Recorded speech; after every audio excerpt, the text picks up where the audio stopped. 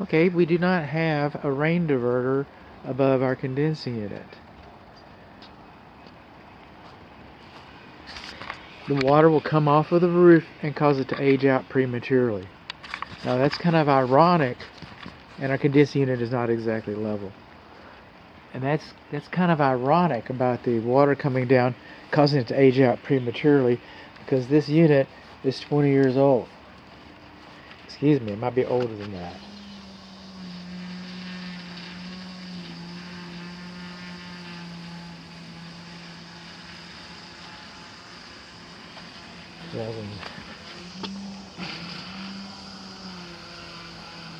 Right here, 2006. It's 26. It's 20 years old. And it hasn't aged out yet. I guess. I haven't run it. I haven't operated it. Okay, our refrigerant piping has got the newer installation. That is a good thing. Our Schrader valve caps, look that up in the dictionary. But our refrigerant piping service valve port caps, try saying that, now you know why we call them Schrader valves.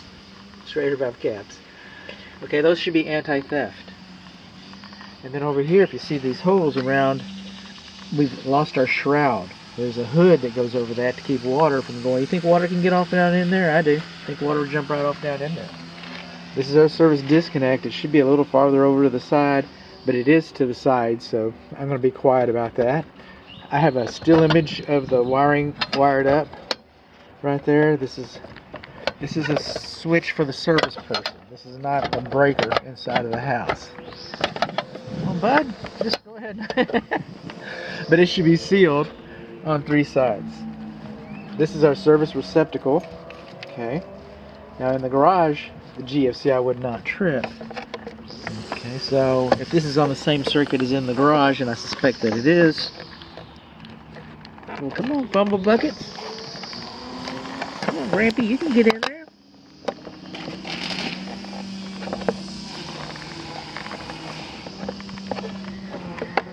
Well, let me play with it a little bit. Okay, so go ahead, a 20-year-old unit. There's a disconnect that should be sealed. There's our service outlet. I'm walking around it and I'm seeing hail damage. Okay, so we've experienced some hail damage. 3 years ago there was 3-inch hail, and so this probably should have been in the insurance settlement, if there was one. If there was one, I don't know that there was one. Okay, so coming along here, and this is for future reference, but that's the safety pan for the water heater, and that's the temperature pressure relief valve discharge, and those are okay. Those are okay. This is for future reference. Now coming over here, and I see that this unit was manufactured in 2006. I see that it's a, let's see, 2.5 ton system. I see that it's rated for 30 amps, and that's correct. I've been in there. But I also see that this is a R22 system. They no longer manufacture R22. They no longer legally import it. Now you can buy reconditioned R22. They no longer make R410A. It's no longer legally imported into it. Now you can get the refrigerant, but you can't get the parts. So I see in here we have a reversing valve that's designed for R22. Will not work with a different refrigerant. So if your refrigerant, your reversing valve, because this is a heat pump system, if that goes out, the whole system's dead. You know, you can't replace the coils. Most people don't anyway. You can't replace the compressor. Most people don't anyway. The only time you can replace the compressor is if you were trying to get some more life out of the system, because when this goes, the indoor air handler is also going to have to go. Or if the indoor air handler goes, this is also going to have to go. This equipment is engineered on paper to last 20... Oh, wait a minute. So that's the deal with the R22 system. It's an obsolete refrigerant operating this system. Now, as far as the Texas Real Estate Commission is concerned, it's either on or it's off. Is it performing the function for which it's intended, or, you know, is it not working? Or another thing they're concerned about, is it installed properly? These are all minor installation issues. or is it a health and safety hazard? And so, since this doesn't really meet these, then we're going with age, which the Texas Real Estate Commission, again, does not recognize. But you might want to know, this system is 20 years old, okay? It was engineered on paper to last 20 years. It might last 35. Mine is going, my house is not for sale. You shouldn't have to live like me. I've got R22 in my house, and my system is 25 years old, and it's still going. And it might not last it through the summer. Might not last through the summer. I know that but I'm not going to replace it. I put it in new. I installed it new. I'm not going to replace it. It was the best thing you could get at the time, and so I'm happy with it for the time being. But if any of these parts break on mine, I have to replace it. It was engineered on paper to last 20 years. It might last 35 years. I hope so.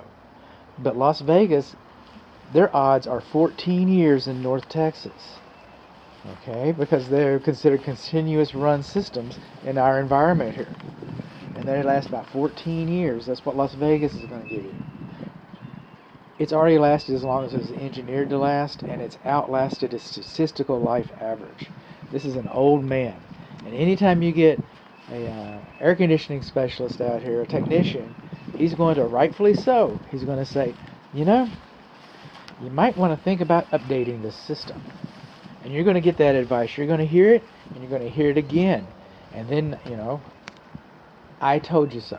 I told you what you're about to hear. So we're going to find out if it works. I hope it works. I like these old R22 systems, by the way. Okay, I don't think they've gotten anything better since the R22. The 410A, I don't think is as good. All right, and now the new 545s, again, I don't think they're as good.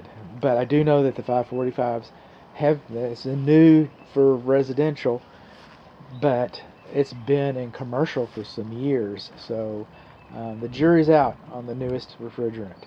But I was never a fan of the 410A, although I recommended people to think about that. Anytime I see R22, I'm going like, oh man, watch out. Oh man, watch out. So here I am today saying, oh man, watch out.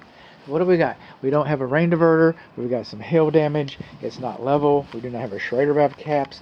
We do not have our shroud over our piping to protect the structure. Oh, this is minor, but the pad's supposed to extend a minimum of 3 inches out. Well, that's probably